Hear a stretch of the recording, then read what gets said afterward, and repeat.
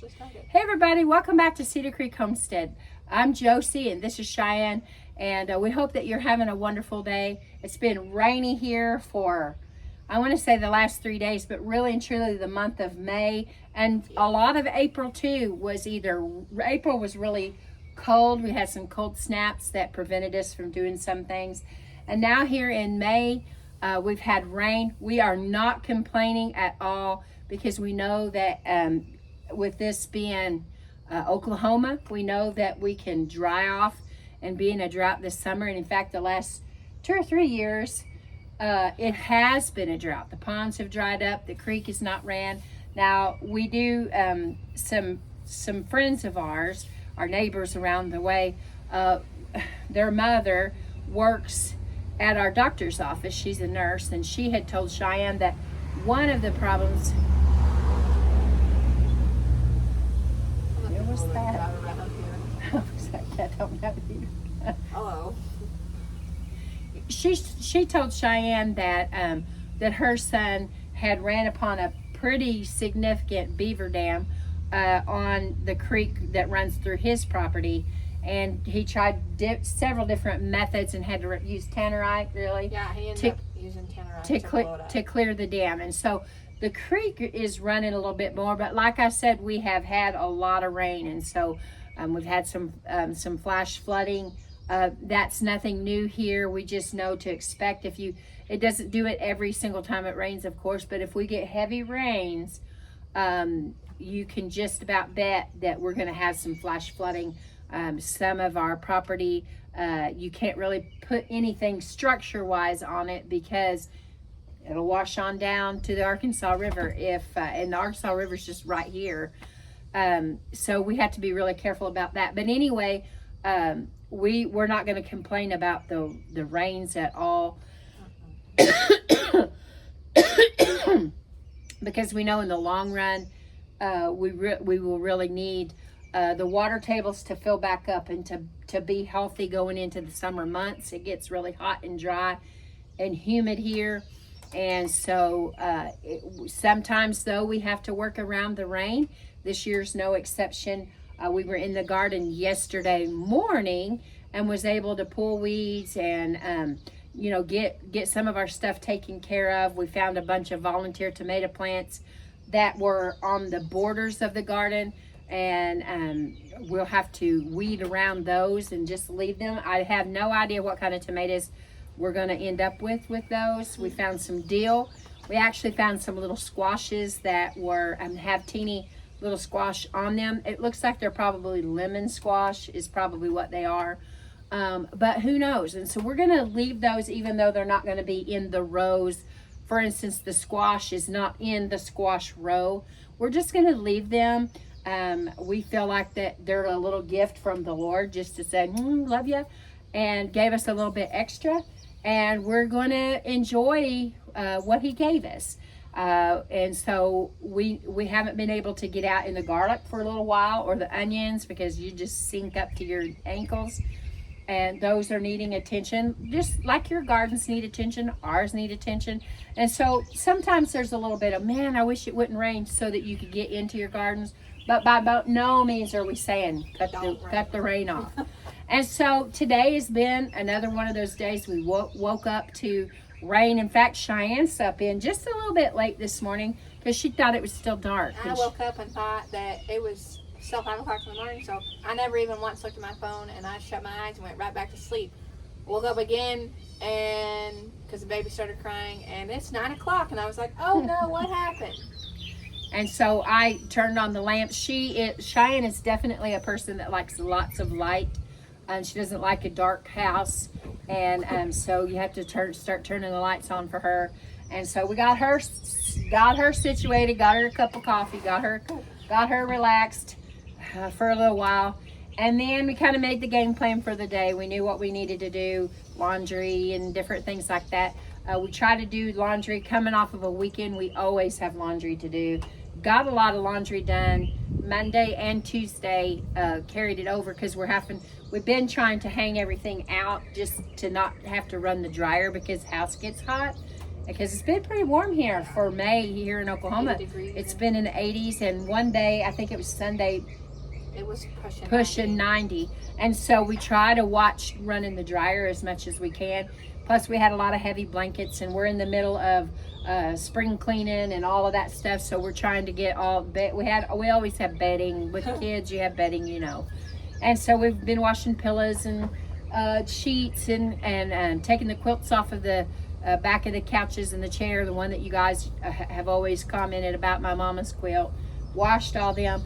But then you run into the rain showers, and so we're having to move things back and forth. And so we realized that today, although we have laundry to wash and we've been washing laundry, we've had to do those things inside the house. Of course, the washing, but we've also had to make some exceptions. Use the dryer quite a bit. Here comes the train. Your shaw's favorite train. Yeah.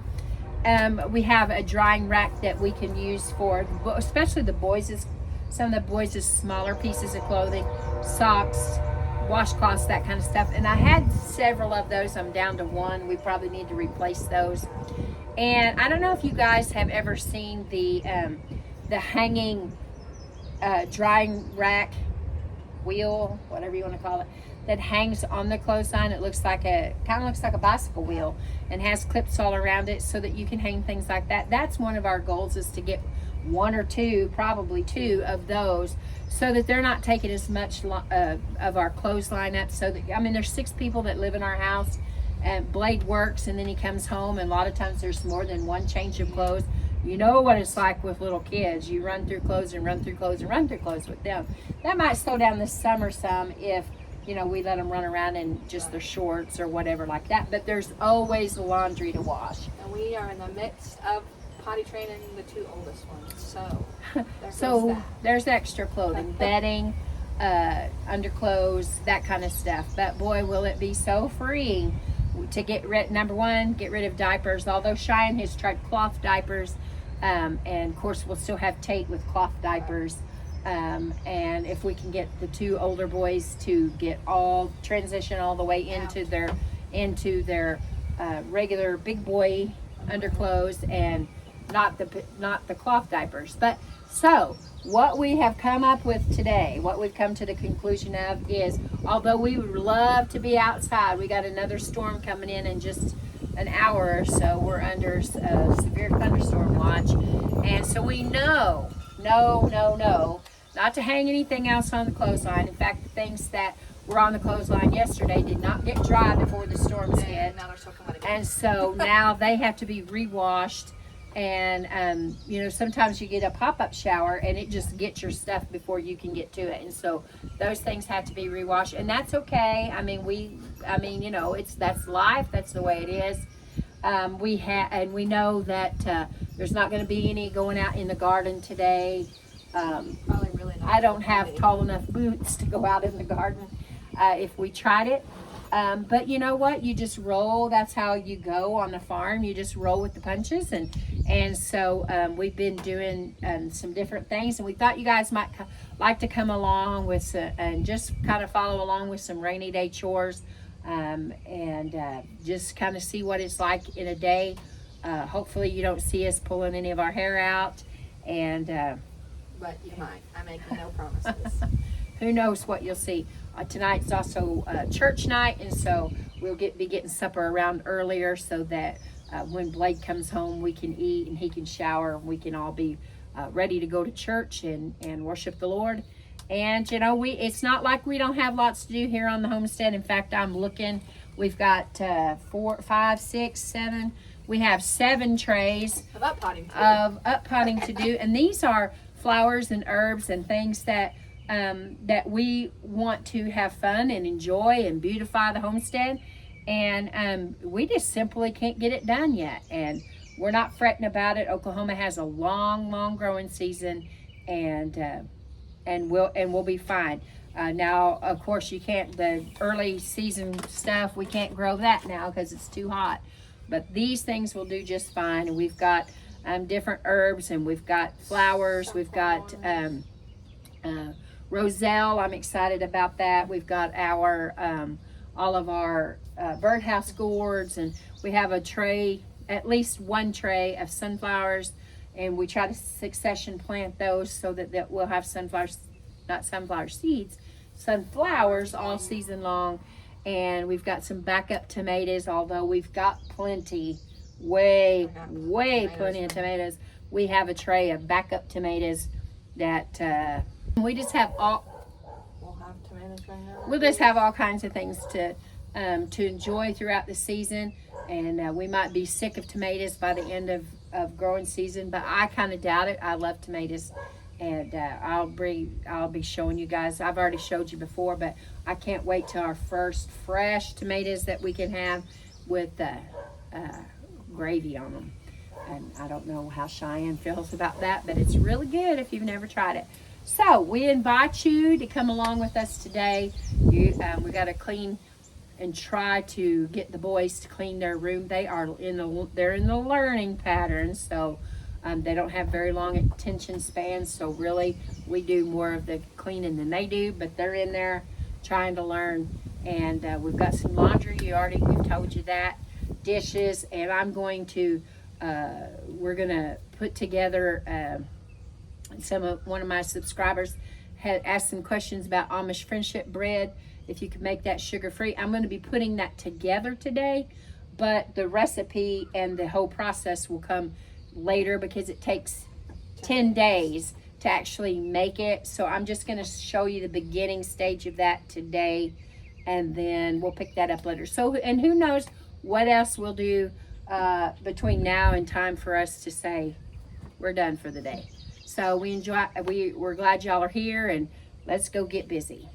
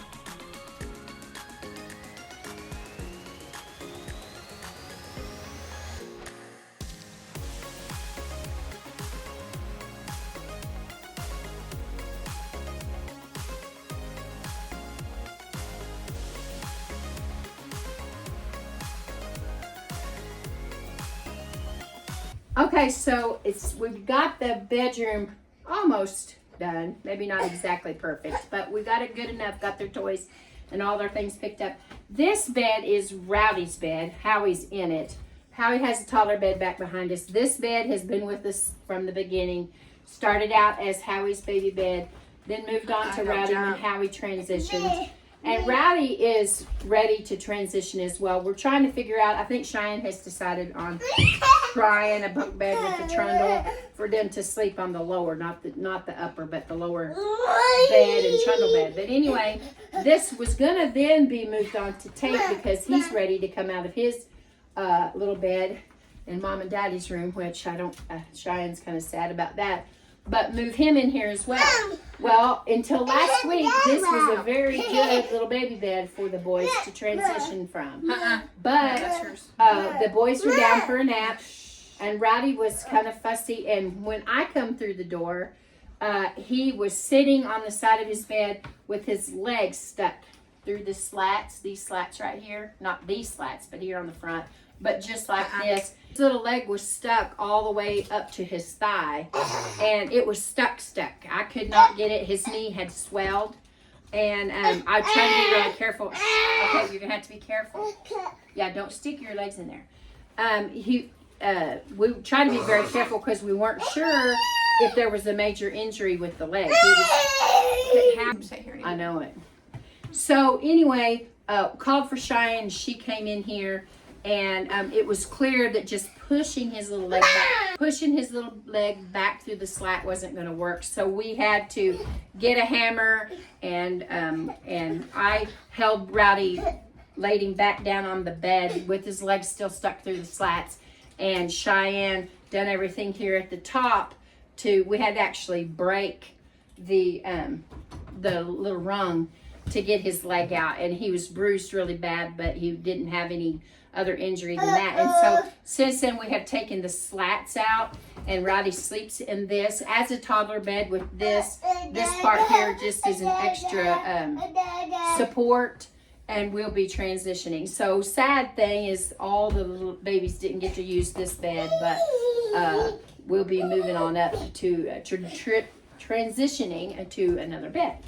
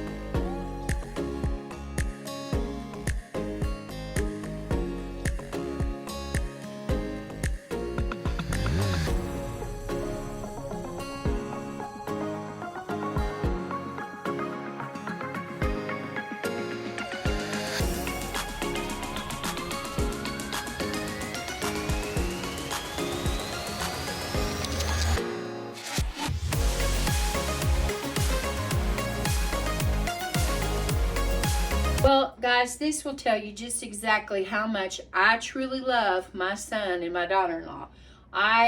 If you've been on our channel for very long at all, you know that I have a horrible aversion to cilantro. You might ask, I've never had cilantro. What does it taste like? This is what cilantro tastes like. Only to her.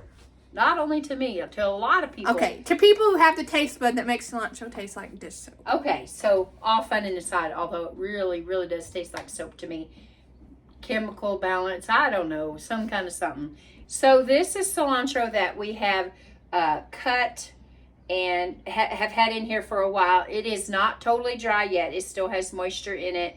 And we've got it on a screen. Instead of putting it on a paper plate or paper towel, I have this splatter screen that I use with some of my skillets and when I'm making apple butter, and just to well, you know, to make not have a mess with the grease, but then not burn my hands off with applesauce and apple butter. But anyway, we've got this on this screen drying. Like I said, there's still moisture to it. You could not put this in any kind of container right now and not have a problem with mold or something else going with it, because it's not completely dry. It's not going to take long, but right now it's still drying. Cheyenne went and got some fresh cilantro. She's got a big cilantro plant out there. It smells horrendous. And so she went to get some fresh. We're going to put that on there as well and let it start doing its thing. We've got other things that are going to have to be dried, and I don't really know. I'll just be totally honest with you as far as how long this is going to go before it bolts. I don't know, because I'm, like I said, we're growing this for the kids, and I haven't ever really grown it for myself. We purchased cilantro for Howie when we would go to our little Amish store that we like to go to at Shoto. We would purchase cilantro for him because he liked it in his fresh salsa and some different applications like that. So we've got this here. Cheyenne is going to take this cilantro off. You don't really want the stems. You want the leaves. And she's going to peel those off, and she's just going to lay them out here as well.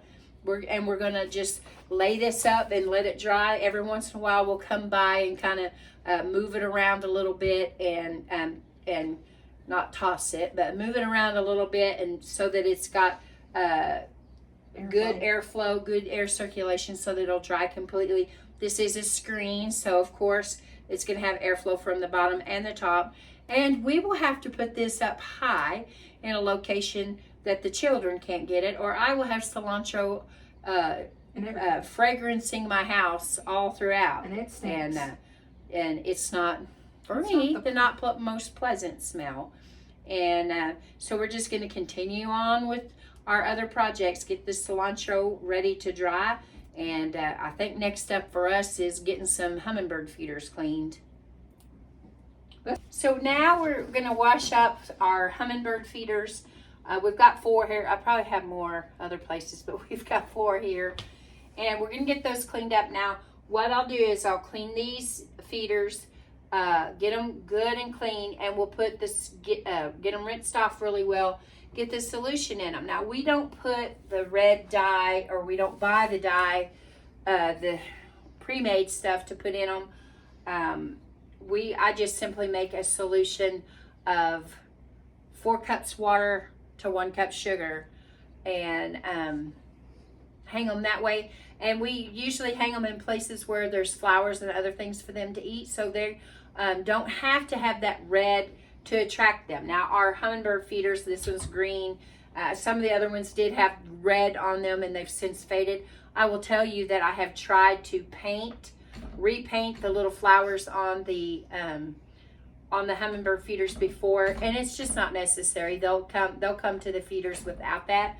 We don't want to do anything that's going to make the little birds sick. We just love to watch the hummingbirds. The kids, the boys are fascinated. They love to be outside. They love to sit on the porch and watch those hummingbirds come in and feed. And we have things that we know that attracts them, and salvia and different things. If you really want the hummers to come in, they love salvia. They love anything that they can stick their little beaks in there. Don't actually drink the nectar from use their beak for the nectar. Their little tongue actually goes down in these feeders and eat.